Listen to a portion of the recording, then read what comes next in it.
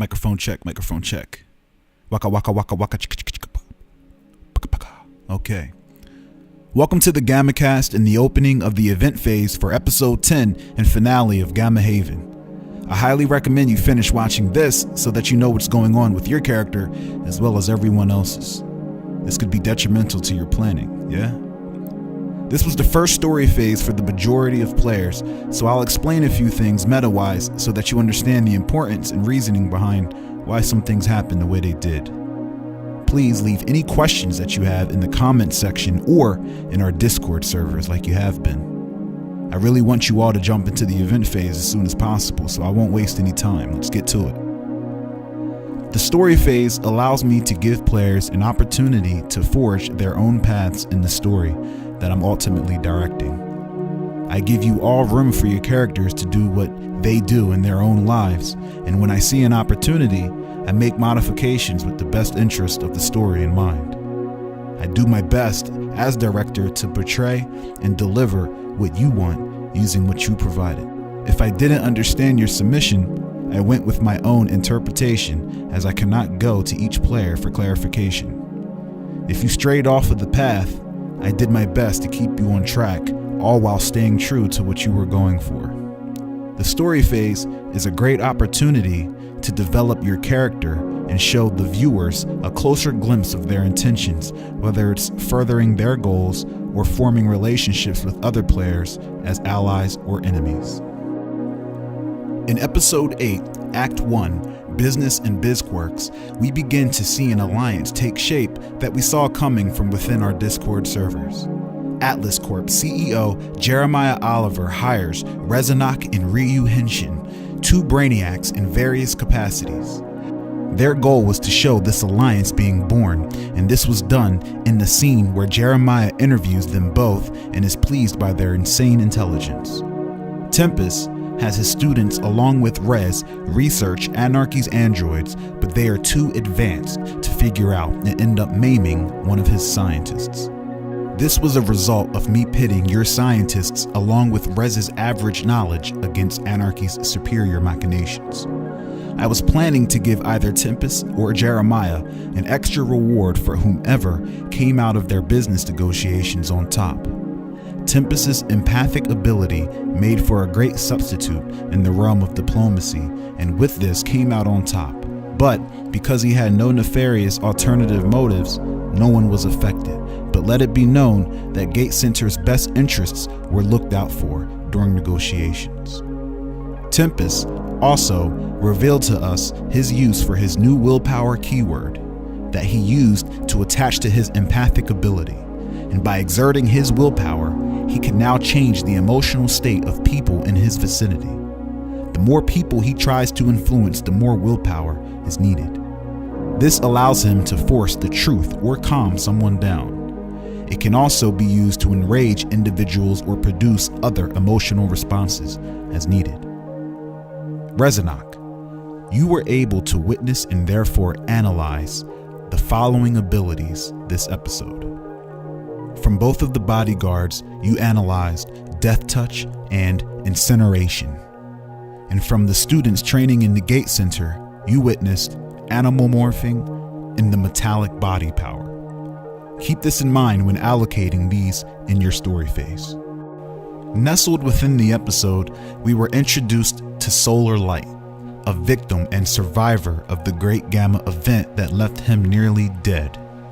It was this player's goal to show us that his character is a patient within the Gate Center, hanging on to life by a strand. And personally, I can't wait for this guy to get back on his feet. Have you seen his character sheet?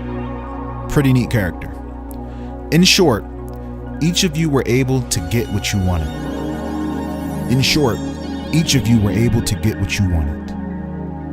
In episode 8, Act 2, Serenity, we witnessed the attempted takeover of Funaichi Inc.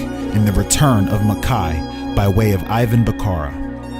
The player of Ivan introduced to us a new realm to the game where dead things go. I felt it was appropriate to introduce to the first person who dies a new mechanic of the game inspired by Ivan's abilities and personality. When players die, and I am very strict when it comes to Perma Death, the player's character becomes part of GammaHaven history and remains dead. After working with Ivan and Makai, we came to the conclusion that Makai will accept the new personal contract from Ivan, allowing him to retain control over his soul instead of dying and creating a new character. At this time, the only way your soul will ever be revived is through Ivan. Ivan could even put souls into your dead body and have dominion over it. But this isn't what happened. Instead, a contract with secret terms was created between Ivan and Makai, allowing Makai to choose a body to return as. It was R-Type X's goal to have his Raylagarian contacts seize everything the Funaichis had. It was Makai's goal to be reborn courtesy of Ivan Bakara and return to his family. It was Ivan's goal to seize everything Makai had to create and fund a criminal network. Imagine my excitement when I learned that R-Type X would be sending people to Funaichi Inc., knowing that Ivan and Makai would also be going there. That's why I love my job. This is a great example of how I weigh your abilities against each other. During the story phase, narrative plays a big part. If you are capable of doing so, it will likely happen if unchallenged. Therefore, you do not want to be challenged doing something you aren't capable of or have the abilities to back up. And that's what happened in the case of R-Type.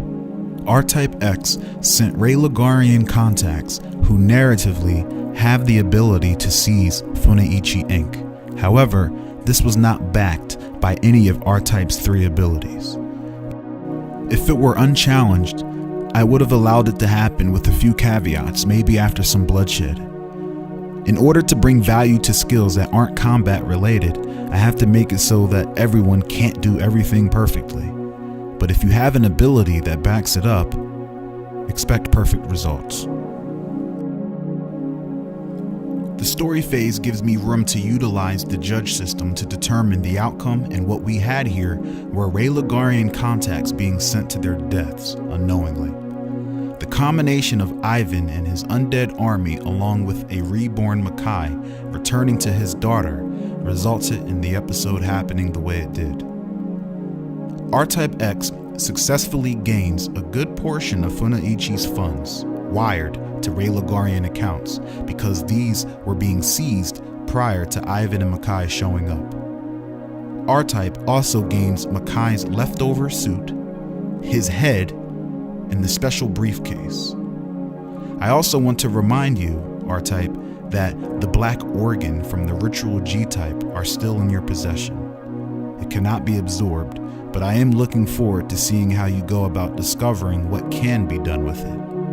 Technically, you could have manipulated its energy to make it part of your own, but nothing would have come of it and would have been wasted. Going forward, I will carry out what you say, even if it destroys the item and nothing comes of it. Ivan Bakara is successfully able to create his criminal network using Funaichi's funds. Ivan also used Rest and Recover, but as stated under the option, Rest and Recovery restores a rank shift, but not exceeding the base rank, which is average. Doesn't matter though, because starting in the next season, Rest and Recovery will no longer be an option anyway. The only way to gain ranks is to win, or receive some healing from someone who can fix you. Makai successfully is reborn into his ancestor's body, and your character sheet is now updated to reflect this. You lose everything except for your daughter, and your wealth ability has been replaced with your new undead ability. You have your own clan back, but ultimately Ivan has dominion over them despite you being able to command them. In Episode 8, Act 3, Walls of Blood, we are introduced to Drafko Mas, Jax Erlin, and reintroduced to Nam Ki. We also see an appearance from Six and Deftude, who, if you don't remember, is a major player behind the scenes who oversaw life sciences research within the Bloodvein dynasty and was the leader of their shadowy sciencey cabal. Deftude is purposely not in the wiki. After Bloodvein's destruction, Deftude took his prized apprentice, 6, and created the Safehaveners, a faction of soldiers he can make stronger using his gamma mutation that allows him to see how abilities work and then teach the user how to exceed their potential. His intentions are almost as unknown as he is. The Safehaveners are a faction one could choose during character creation, and it was this faction that Drav Maz chose.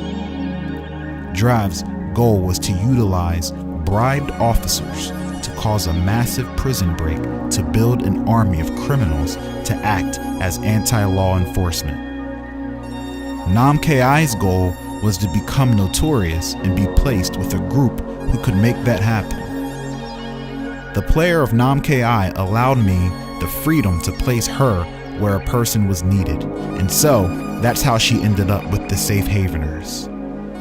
Drav's submission was then mixed with 6's submission, making it a Survey Day run prison, which justified 6 being there to be rescued, and the rest was history. Drav, you have successfully acquired your army of criminals, and 6, you have successfully been freed and reunited with the Safehaveners. Nam Ki, you are successful with people. Nam Ki, you are successful with people that will make you notorious, as Deftude is one of my NPCs that I use to orchestrate a part of my storyline. His ability to improve abilities will be paramount to your character's development for as long as Nam Ki remains loyal.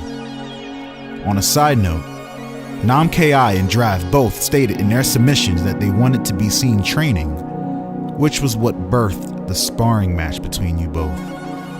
Small touches. Jax Erlin's goal was to give us a glimpse at how things go down in Golgan District, and was a great opportunity to pull up his Golgan District lore submission.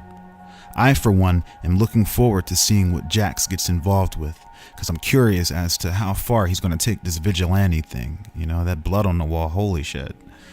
It's extreme. In episode 9, Erasing Failure, or as I like to call the episode with all the bad guys, we are finally introduced to a character we have kept under wraps, and I want to thank Gwydion, I'm sorry if I'm mispronouncing that, but it looks like Gwydion, for his patience. The character that Gwydion brought to the machine was eerily similar to an NPC that I had planned to reveal, so much so that I just swapped Gwydion's character in.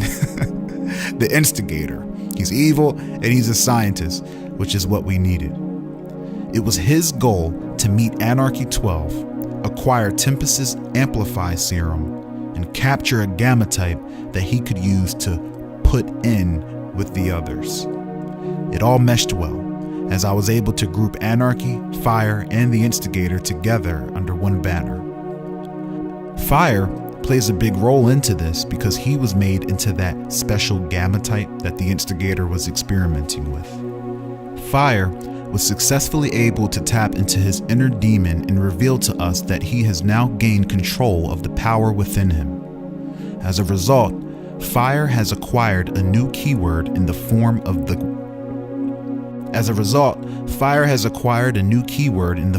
the armor he always wore, but with advanced features courtesy of the Instigator. Fire, your new keyword is Magic Armor. Attach this to any of your 3 abilities and come up with what this means for that ability. The Instigator, you now have a sample of Amplify, and you learn it increases the potential of gamma mutations. I'm sure you can expand on this with your knowledge. You are now in possession of the serum. Do what you will. Anarchy 12's goal was to give a public service announcement to assemble players who are aligned with his way of thinking. Something that would have been perfect earlier in the season, but the world is ending and so is the season. So I expedited this call to arms to occur within the same episode, and as a result, Anarchy, you now have a pool of NPC allies who have answered your call, since actual players would not have time to respond, as this is the last episode coming up, and it's an event phase. You also wanted to publicly execute a night-skinned man, and it seemed like you were speaking to the original advocate, the one prior to the one that wears the green suit and is with the Survey Day. So in order to get you caught up with the times, it was revealed this episode that you and Advocate have been working together this whole time in a plot to cause chaos.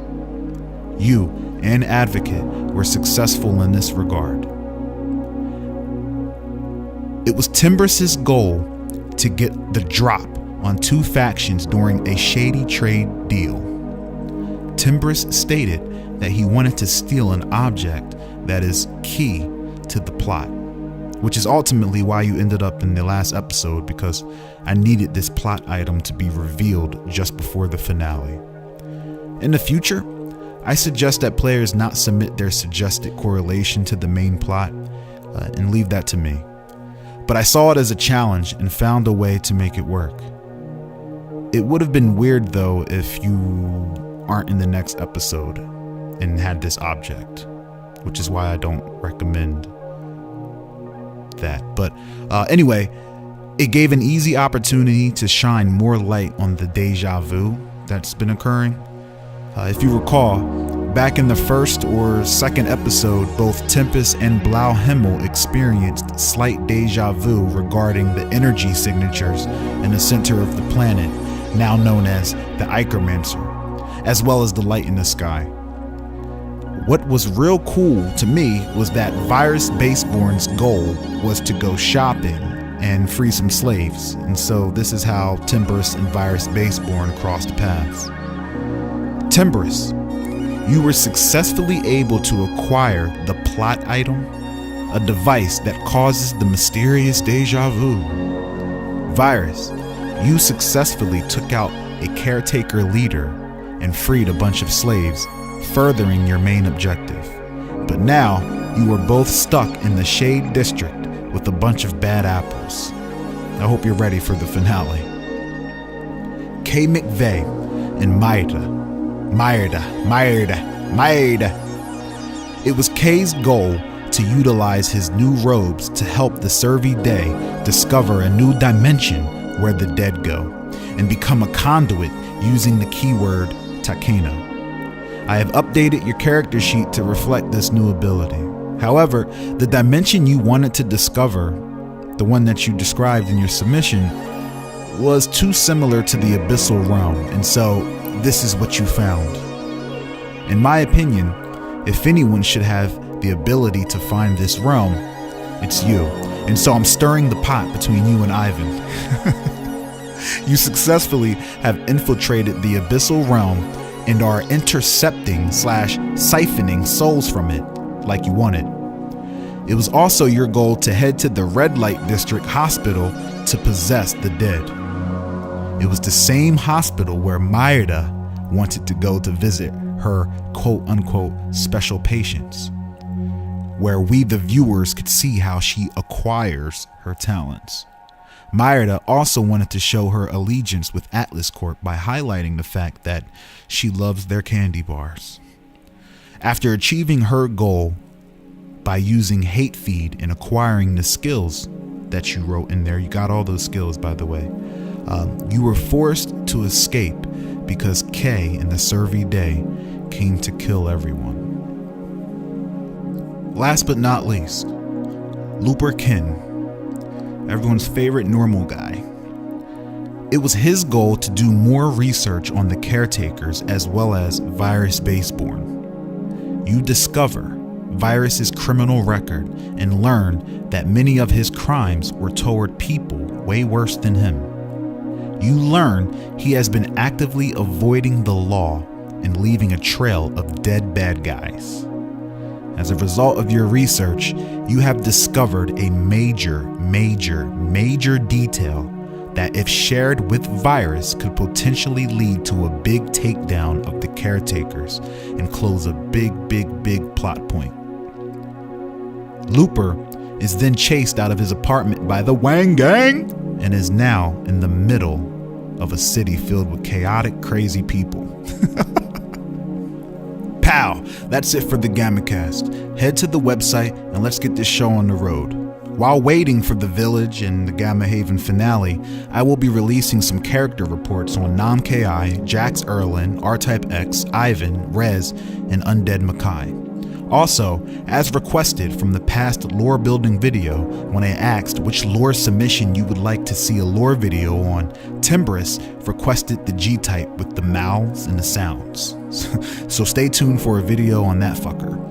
If I left out anything in the GammaCast, please ask any questions in the comments section or in our Discord servers. Thank you all for playing, and I'm glad you are all here for the ride. Like, subscribe, and hit that notification button so you're alerted when we drop a video. And one last thing, well, two things. I didn't forget the lore contest about the horse people. And there will be a role-playing server for the village after the first episode. And also, character avatars are on hold because I have something better than stick figures. So, let's just leave it at that. And there is something new on the lore board. So when you get a chance, head to the website and let's get that fleshed out. Peace.